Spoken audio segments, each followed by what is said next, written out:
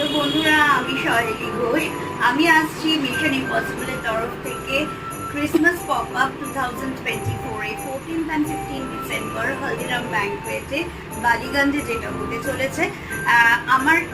আমার কাছে থাকছে কি কি থাকছে জাস্ট একবার দেখে নাও।